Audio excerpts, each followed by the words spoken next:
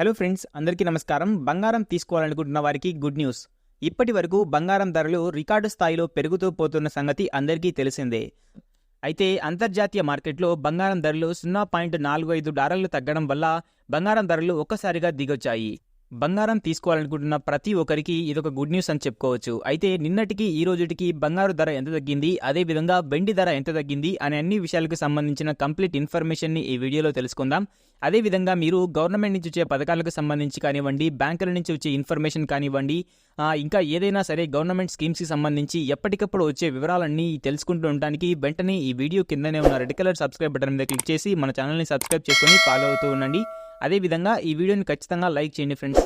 మరి వీడియోలోకి వస్తే చూడండి, గత నెల రోజుల నుంచి బంగారం ధరలు 100-200 పెరుగుతూ 24 క్యారెట్ల బంగారు ధర 72,500 ఉండేది.